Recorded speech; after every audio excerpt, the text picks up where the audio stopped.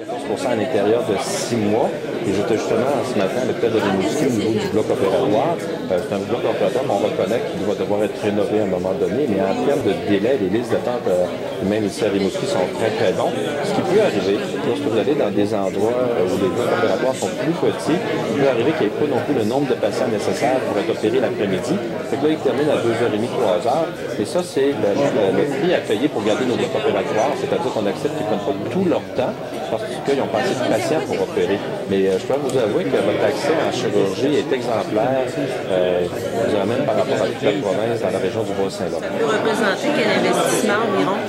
Ce matin, ça peut être je voudrais qu'à l'œil comme ça, parce qu'il y a des travaux qui sont faits, là, ça doit jouer entre 50 et 60 millions. Il y a beaucoup de travail qui reste à faire. Donc, ce que je dis juste ce matin, c'est que j'ai l'habitude de visiter les établissements de santé. On m'a présenté l'état du bloc opératoire et j'ai dit que c'était un projet qu'on allait supporter au niveau de l'agence et du ministère, qui est une bonne nouvelle pour l'établissement. Mais je tiens à vous le dire, il n'y a pas de pelleté de terre demain matin, mais c'est les étapes qu'on va suivre par la suite, d'ici quelques années, c'est un projet qui va se mettre en place. Juste concernant l'autoroute 20, c'est pour quand l'autoroute 20 jusqu'à Rimouski? On ne peut pas le dire encore parce que, comme vous avez posé des questions ce matin, il y a beaucoup d'inconnus, mais toutes les étapes qui doivent être faites sont en train de se faire, les études d'impact, l'évaluation du tracé. Mais ce qui est important de voir, c'est qu'à chaque année, il y a un bout qui est fait, ce qui fait qu'à terme, ça va prendre plusieurs années encore, mais on va finir par avoir une autoroute entre Rivière-du-Loup et Rimouski. Le réseau routier ici dans l'Est du Québec est en bon état. Monsieur le ministre, on comprend avec ce qui se passe à Montréal présentement. Bon, vous avez raison d'être content de votre réseau routier, parce que je l'emprunte régulièrement. Et puis c'est sûr, c'est les autoroutes, il y a plus de petites routes également entre les villages. J'ai encore du travail à faire. Nous sommes très contents des investissements qui ont été faits dans la région. Puis l'état des routes dans la région, en tout cas, selon ma perception à moi, je pense qu'elle est quand même très satisfaisante. Peut-être une question concernant la santé. Je sais que vous avez rencontré des intervenants dans l'MRC de Rocher-Percé. Il y a des problèmes assez importants de suicide là-bas. Où est-ce qu'on en est dans ce dossier-là? Qu'est-ce que vous avez eu comme... J'ai rencontré les élus avec les différents représentants des différentes organisations. Et c'est certain que c'est une situation que l'on prend au sérieux. C'est considéré actuellement comme la MRC la plus pauvre de tout le Québec suite à la fermeture de la Gaspésia. Et ce que je leur ai dit, c'est qu'on travaillerait avec eux, premièrement, améliorer le côté économique. Comment on peut faire pour développer des emplois, comment on peut faire pour aller chercher de l'industrie, d'avoir des emplois qui sont soutenables à long terme. Du côté social, on fournit avec le C3S les services nécessaires, mais c'est certain que c'est une MRC qui mérite d'être aidée un peu plus que les autres, comme d'ailleurs on l'a fait avec Secteur des Monts, où on investit au niveau du C3S.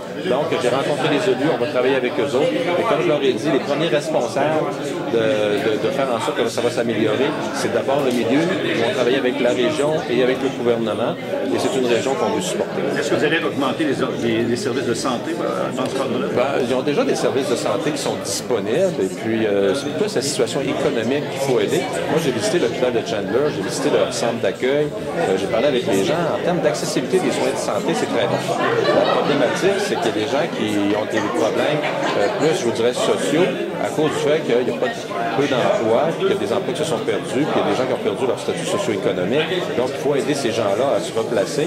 Et c'est la création d'emplois. Aujourd'hui, on va être à Matane, on va parler avec les gens de Matane également. Matane qui a une meilleure situation, mais quand on perd des emplois, c'est comment on peut faire pour soutenir les emplois au niveau de la localité. Justement, Matane, est-ce que c'est une première rencontre pour le comité de relance? On va faire les informations cet après-midi. Après-midi, je vais rencontrer la Chambre de commerce dans un premier temps. Il va y avoir une première réunion avec le comité de relance. Mais je vous dirais que les informations pour Matane, je vais les donner cet après-midi à Matane. Et on sera là. Et j'espère que vous serez là.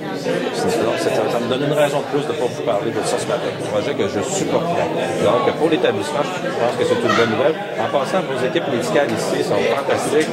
Moi, j'étais vu dans le temps de la grande crise il y a plusieurs années. Et je peux vous dire que c'est un changement en termes d'ambiance qui est radical. Les principaux travaux au bloc opératoire, ça peut consister en quoi surtout? C'est un projet d'agrandissement avec un bloc opératoire entièrement neuf. Et comme je vous dis, c'est un projet qui va se faire sur plusieurs années, mais c'est un bloc opératoire qui mérite d'être fait. Mais j'ai vu par contre la qualité des soins. Vous savez, il y a la question des infrastructures, mais pour ce qui s'agit de l'équipe médicale, la qualité des soins infirmiers, là, c'est impeccable ici à Rimouski. Monsieur le ministre, concernant la formation universitaire ici des médecins, un projet hyper important à l'hôpital de Rimouski. Où est-ce que ça en est, ça? C'est un projet qui a été priorisé au niveau de l'établissement comme étant le projet prioritaire numéro 1. On continue. Je veux dire, c'est un projet qui avance très bien. Et puis, je vous dirais que c'est un projet qui, d'après moi, d'ici quelques mois, là, tout dépendant comment ça va au niveau des échéanciers, c'est un projet qu'on devrait revenir finalement. Quel impact ça va avoir sur la santé des gens, ça, dans la région? Pour la mission universitaire, c'est surtout que ça vous permet de consolider l'enseignement dans votre région. L'impact qu'il va avoir, c'est qu'on va avoir des professionnels qui vont former dans la région. Au niveau de la pénurie, ça nous permet de diminuer la pénurie, mais également, le fait d'avoir une mission universitaire, ça vous permet d'avoir des emplois qui, plutôt qu'être à Québec ou à Montréal, sont ici à Rimouski, et la formation est considérée comme étant excellente. Merci.